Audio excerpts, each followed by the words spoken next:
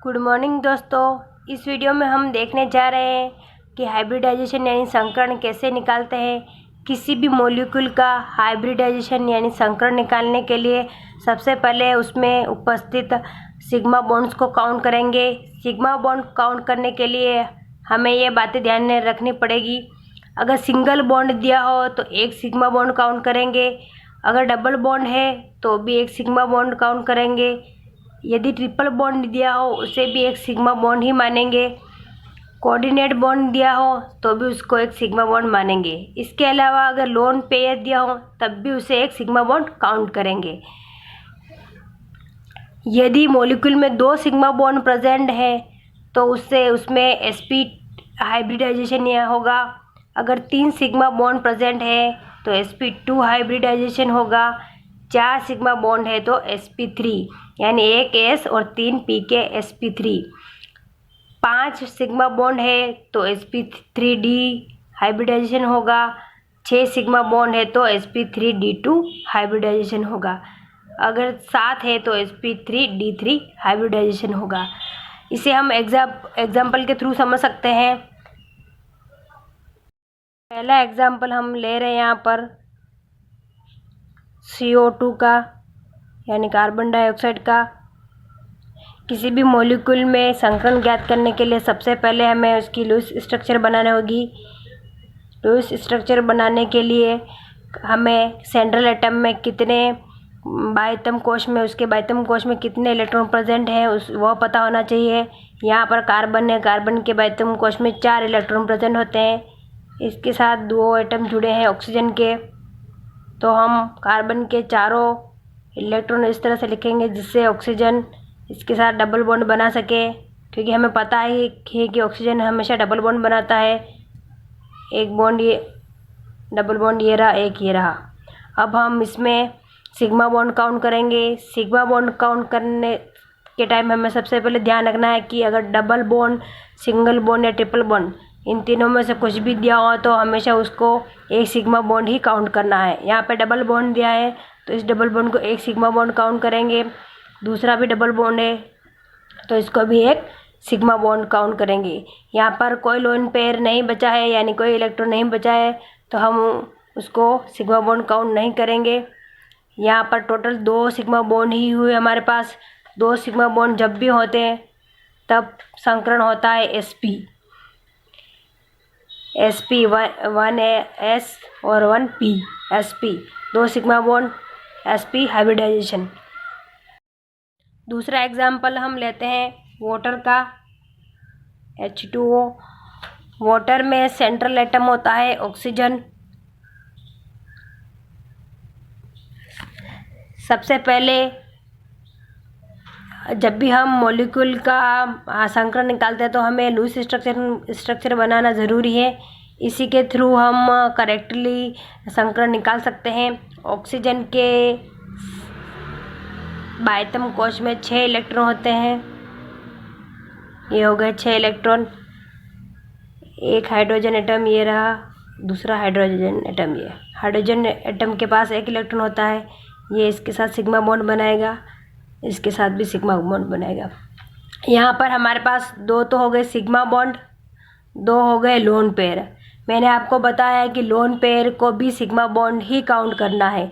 जब भी हम संकरण निकालेंगे तो एक लोन पेयर को एक सिग्मा बॉन्ड काउंट करना है। यानी यहाँ 2 लोन पेयर है तो 2 सिग्मा बॉन्ड हो गए। टोटल हमारे पास कितने सिग्मा बॉन्ड हो गए? 4 सिग्मा बॉन्ड। 4 सिग्मा बॉन्ड यानी sp3 हाइब्रिडाइजेशन, 1 s 3 p। यहाँ पे भी 4 है तो 4 सिग्मा बॉन्ड यानी sp3 हाइब्रिडाइजेशन है। अगला एग्जाम्पल हम लेते हैं ClF3 का। यहाँ पे सेंट्रल एटम है क्लोरीन। क्लोरीन के बाह्यतम कोश में होते हैं टोटल 7 इलेक्ट्रॉन।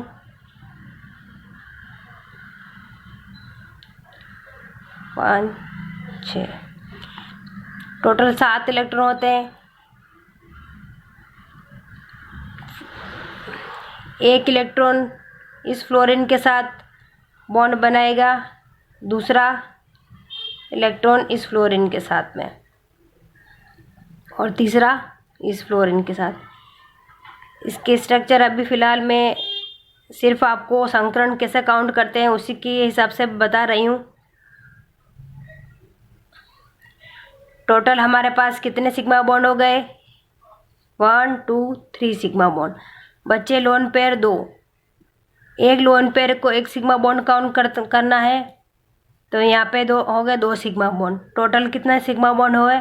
1 2 3 4 5।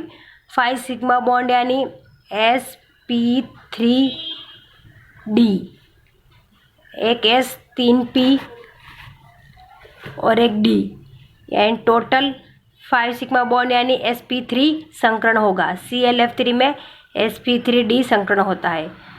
आई होप आपको समझ में आ रहा होगा। अगर आप लुईस स्ट्रक्चर बनाएंगे तभी आपको अच्छा से समझ में आएगा और आप सही तरह से संकरण निकाल पाएंगे। अगला एग्जाम्पल लेते हैं हम XeOF2 ज़ीनोन ऑक्सीफ्लोराइड। इसमें सेंट्रल एटम है ज़ीनोन। ज़ीनोन के बाह्यतम कोश में 8 इलेक्ट्रॉन होते हैं। हमें पता है ऑक्सीजन हमेशा डबल बॉन्ड बनाता है। ऑक्सीजन के 2 इलेक्ट्रॉन ज़ीनोन के 2 इलेक्ट्रॉन के साथ बॉन्ड बना लेंगे। उसके बाद एक फ्लोरीन इस इलेक्ट्रॉन के साथ, दूसरा फ्लोरीन इस इलेक्ट्रॉन के साथ। एक सिग्मा बॉन्ड ये हो गया, दूसरा सिग्मा बॉन्ड ये। हमें पता है कि अगर डबल बॉन्ड हो तो भी उसको एक सिग्मा बॉन्ड ही काउंट करना है। 3 सिग्मा बॉन्ड ये हो गए। हर एक लोन पेयर को एक सिग्मा बॉन्ड काउंट करना है। टोटल हमारे पास कितने बॉन्ड हो गए यानी सिग्मा बॉन्ड हो गए? 1 2 3 4 5। यहाँ पे भी 5 सिग्मा बॉन्ड यानी sp3d हाइब्रिडाइजेशन होगा। अगला एग्जाम्पल हम ले रहे हैं। अगर आपके पास कोई आयन दिया हो यानी SO4 सल्फेट आयन है। सल्फेट आयन दिया है, यहाँ पर अगर नेगेटिव चार्ज दिया है यानी आपको जो सेंट्रल एटम है उसमें 2 इलेक्ट्रॉन एक्स्ट्रा जोड़ने हैं।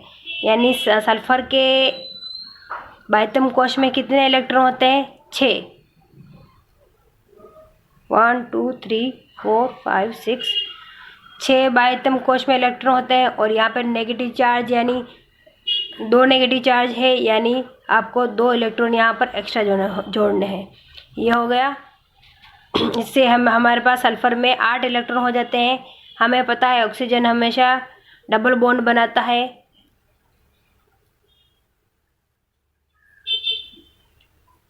एक ऑक्सीजन ये रहा, एक ऑक्सीजन ये रहा, एक ऑक्सीजन ये रहा। 4 ऑक्सीजन हो गए। हर एक डबल बॉन्ड को हमें क्या काउंट करना है? एक सिग्मा बॉन्ड, यानी एक सिग्मा बॉन्ड ये रहा, एक सिग्मा बॉन्ड ये रहा, एक सिग्मा बॉन्ड ये, एक ही। टोटल कितने सिग्मा बॉन्ड हो रहे हैं? 4 सिग्मा बॉन्ड। 4 सिग्मा बॉन्ड यानी sp3 हाइब्रिडाइजेशन।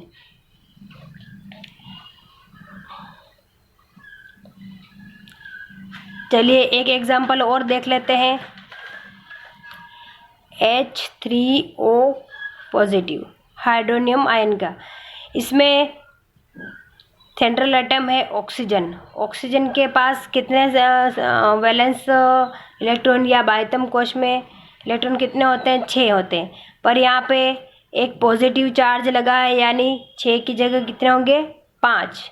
अगर पॉजिटिव चार्ज लगा तो आपको इलेक्ट्रॉन कम करने हैं, और अगर नेगेटिव चार्ज लगा तो इलेक्ट्रॉन आपको बढ़ाने हैं।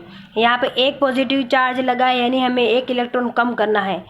यहाँ पे हो गए, क्योंकि ऑक्सीजन में 6 होते हैं तो यहाँ पर हम 5 ही लिखेंगे।